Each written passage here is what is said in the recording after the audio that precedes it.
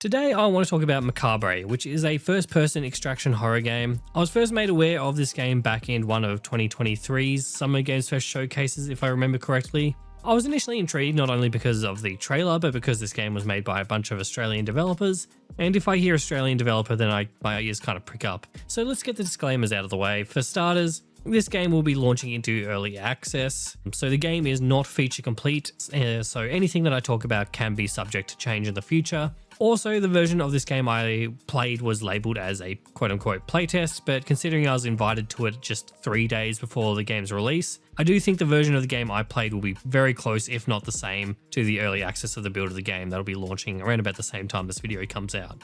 Me and 3 of my friends were given keys to play Macabre before release, and usually I give the whole spiel about, hey, this free key won't affect my final outcome on the game kind of thing, but I'm pretty sure these keys are going to be deactivated when the game releases, so it's kind of more of a preview than anything. And also, as you're going to see, it's not going to make a difference. So as I mentioned earlier, Macabre is an extraction horror game, and the basic gist of the game is that you and up to 3 of your friends are dropped into a map with an objective that you need to complete, and you're supposed to loot valuables and make it to the extraction point without dying while being hunted by a monster.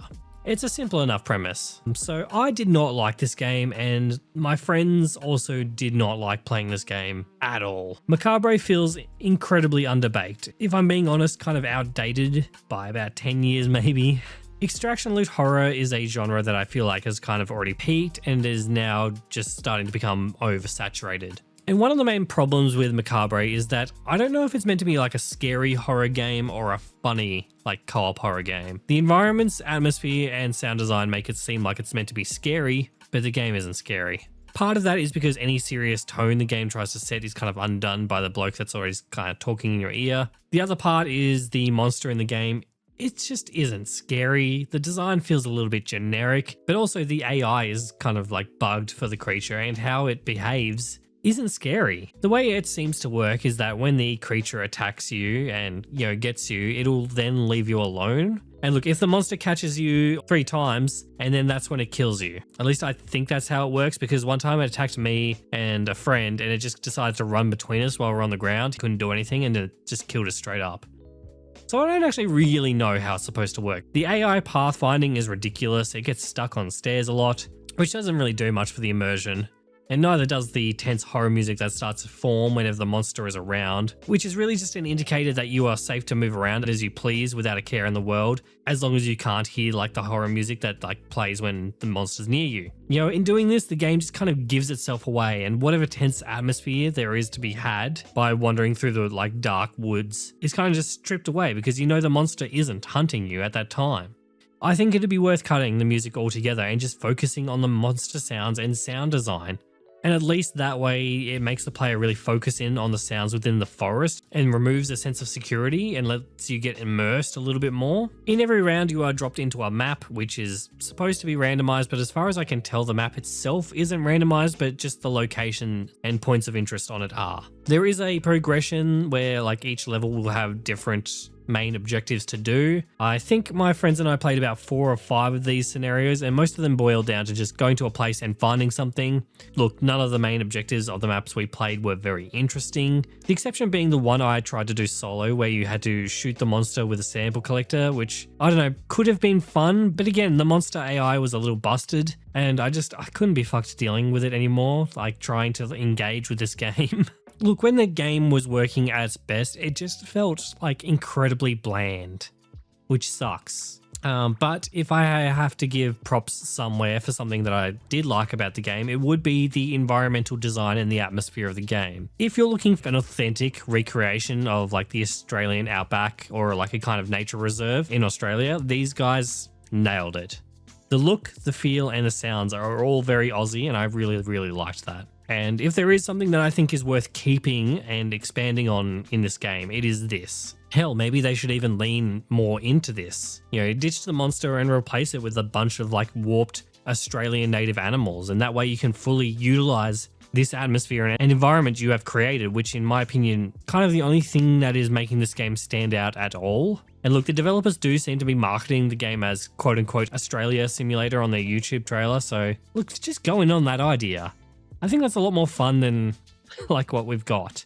So there are two major technical problems that I want to point out that I do think the devs need to work on. The first is the in-game voice chat, which was a pain in the ass to get working. We probably spent a good 10 minutes in the multiplayer lobby getting everyone's volume to a state where we were like happy with everyone's like levels and stuff. Only for us to get into the game and for the volume for everyone's voice chat to be like 75% lower than it was in the lobby. The volume slider in this game does not go up far enough to help fix the issue. So everyone was just like very quiet for the whole thing. And this really does need to be looked at ASAP. I know other games that are like much more popular still don't get this right on their release, like Peak, for example.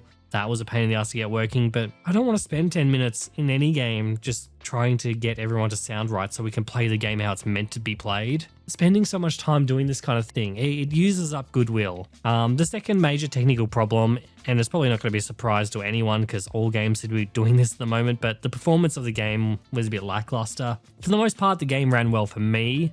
I did have the odd frame drop or stutter, but it wasn't too much to worry about. But my friends all fared much worse. So I'm going to put my friend's specs up on the screen here along with the recommended specs to run the game. Ash's PC is well above recommended specs and he was getting consistent frame drops and sometimes down to like lows of 14 FPS. He was able to drop his settings down a bit, which fixed some of the more like egregious performance problems, but he still had some graphical glitches here and there. Affected, on the other hand, is pretty close to recommended specs, but he had to play the game on the lowest possible graphical settings to keep a consistent frame rate.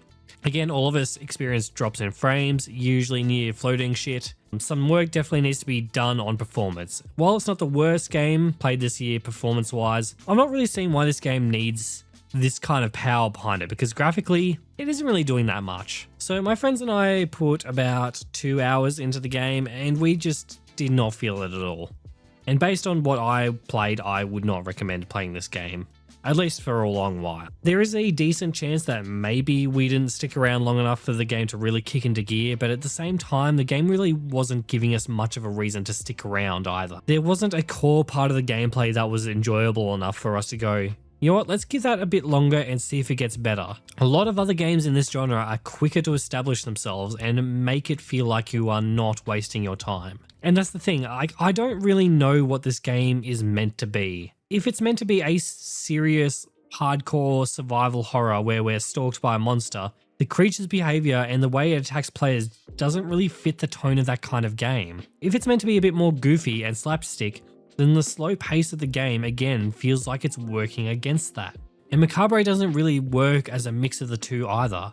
And look, I get that this is early access and that this game is made by a very small team of people, but it's also competing for a spot in a genre that is well oversaturated. Now, when I review early access games, one of the things I like to look at is if the foundations of the game are there. Like, if the game isn't quite meeting a standard of quality, like, can there eventually be a good game here built from the bones of what is currently here?